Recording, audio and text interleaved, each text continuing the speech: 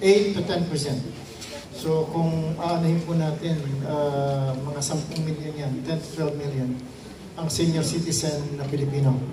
Tayo lamang po yung senior citizen na 60 years old. In most countries sa Asia, 65. Kasi po, bumabawi lang tayo. Yung senior citizen, hindi masyadong pinansya ng gobyerno for the longest time. Bakit natin nasabi yan? Yung 98 Constitution, 35, 73, 87, wala pong mention ng term na senior citizen sa Constitution. Pero yung youth palaging meron. Diba? So, balikan lang natin sabi ni Rizal, diba? Ang hindi marunong lumingon sa pinanggalingan, walang pamasahe. Actually po yan. Noong pong 1992, nagkaroon ng Senior Citizens Act. Yun yung Republic Act 7432. Ito yung nagbigay ng discount sa senior citizen. Kaya pag senior citizen ka, meron kang 20% discount. Member ka ng Club 20. 1992 po yun, 7432. Ang problema po noon, nagbigay lang ng discount. Hindi gumawa ng agency that will handle the senior citizens. Hindi po kagaya ng 8371, yung IPRA law, Indigenous People's Rights Act, Nung lumabas yung IPRA law, meron na kaagad NCIP, National Commission on Indigenous Peoples, dun sa ano. Nung lumabas yung Magna Carta on Women, even before the Magna Carta, meron ng Philippine Commission on Women. Pero yung pong senior citizen, noong 1992, nung lumabas yung 7432, walang Commission on Senior Citizens. Ang ginawa po ng batas, OSCA, Office of the Senior Citizens Affairs, which is localized. Wala pong OSCA ang probinsya, ang meron lang city and municipality. So kung may problema ka sa isang syudad, doon ka sa OSCA na yun pupunta. Pero ang sabi po doon, yung discount, yung ID is recognized nationwide. So pag may problema ka, tigang Mandaluyong ka, nagpunta ka ng Baguio, hindi ka binigyan ng discount ng Mercury Drug, wala kang pupuntahan. Kasi yung OSCA mo is issued by Mandaluyong.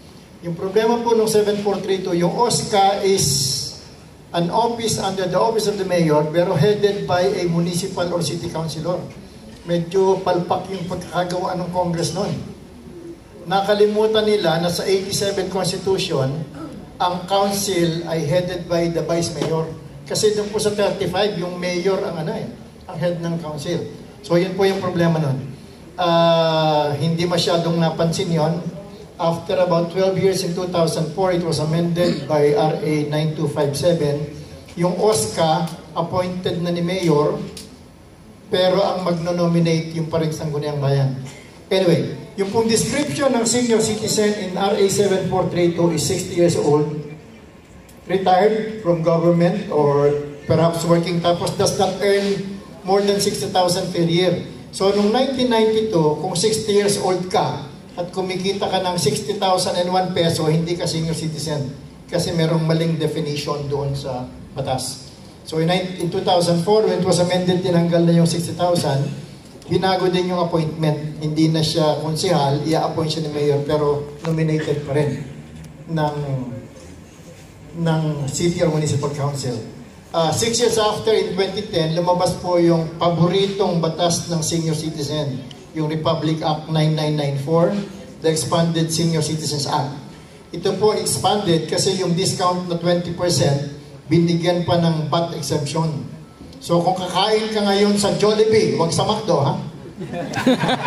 Kung kakain ka sa Jollibee ng 100 pesos, hindi maganda sa McDo. McDo daw sabi nung huwag na natin gawin yan. Baka yung mga ranchero, okay. Pag kumain kayo sa Jollibee ng 100 pesos, tatanggalin muna yung VAT na 12. So yung 88 pesos, yun ang bibigyan ng 20%. Yun yung magandang expansion ng RA 9994. Binago din po yung appointment ng senior citizen, OSCA. I-appoint ni mayor pero ang magno-nominate yung organization. Yung mga samahan ng senior citizen sa bawat barangay, they will form a General Assembly, sila yung magno-nominate sa mayor. Para meron na ngayong participation. Ito na yung participatory democracy. Ang problema po, wala ng National Commission on Senior Citizens. It was only in 2019, during the time of President Duterte, that Republic Act 11350 was promulgated. Yun po yung creating the National Commission of Senior Citizens. So yung lahat ng trabaho ng DSWD for the senior citizens, ita-transfer. According to 11350, ita-transfer sa NCSC. Kasi pag pumunta ka po sa DSWD, second class citizen ka. Pagka senior citizen ka, at hihingi ka, nako, sa ka ng dami yung mga bata, yung mga So, nagkaroon po ng NCSC ngayon, ito yung... Now, meron pong issue yan. Yung pong 9994, nagbigay siya ng social pension. Ito yung 500 pesos a month do sa mga indigent na senior citizens. Ang problema na naman po ng batas, dinefine niya yung indigent. Sabi niya, an indigent is one who is frail.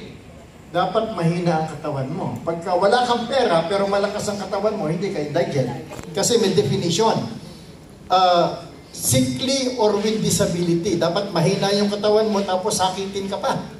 Pagka mahina yung katawan mo, hindi ka sakitin, hindi ka rin senior, hindi ka rin indigent. Pangatlo, does not receive pension from private or government. So kung tumatanggap ka ng 1,000 a month sa SSS dahil nag-contribute ka for 20 years, hindi ka po indigent.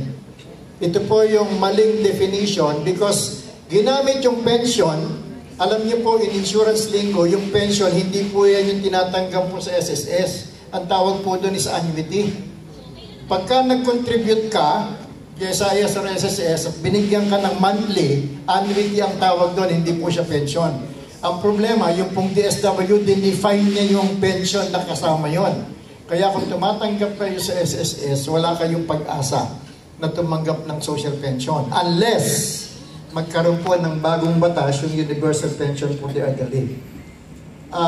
Pangatlo, ang sabi niya, pang-apat, ang sabi niya, does not receive support from friends or relatives for daily sustenance. So wala pong Pilipino na qualified na maging indigent. Because walang Pilipino na pababayaan mo yung kamag-anak mo na walang makain. Pag pinapakain mo yun, hindi na siya, pero yun po yung nakalagay sa batas. So nung pong, originally in 2010, meron siyang budget ang mag-implement ng DSWD. Hindi alam ng DSWD kung sino yung bibigyan niya ng meron siyang pera, pero hindi niya alam kung sino yung indigent. So sabi ng DSWD sa mga kapitan, with the help of the DILGO, ito yung parameters ng indigent. Bigyan niyo sa amin yung listahan ng indigent sa inyong barangay, ibabalidate namin para mabigyan natin. Umpisa na po yung problema. Kasi si kapitana, meron siyang kapitbahay na hindi naman indigent. In fact, wala siyang trabaho pero meron siyang anak sa abroad na binibigyan siya. Kaya lang siya ibinoto nung nakaraang eleksyon. Pag hindi niya isinama doon sa listahan, baka hindi na siya iboto sa December, sa eleksyon ulit. Di ba? So, sasama niya. Sabi ni Kapitana, bahala si Batman. Total, ibabalidate naman ng DSWD. Kayo na ang problema, wag na ako. Tapos si Kapitan Coco naman, meron naman siyang kapitbahay. Wala talagang makain. Walang support. Kaya lang hindi siya ibinoto ng eleksyon. Sabi niya, magdusa ka. So yun po yung problema na kinakaharap ng DSWD. Ibibigay dapat yan sa NCSE.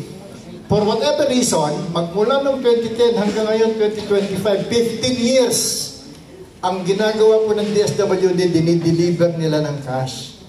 Samantalang pwede naman tayong gumamit ng cash card. Yeah? Kung naalala niyo po nung pandemic, yung SAP, yung Social Amelioration, dinideliver po yan. Kukunin mo sa Palawan, Cebuana, Luwilier, or sa post office.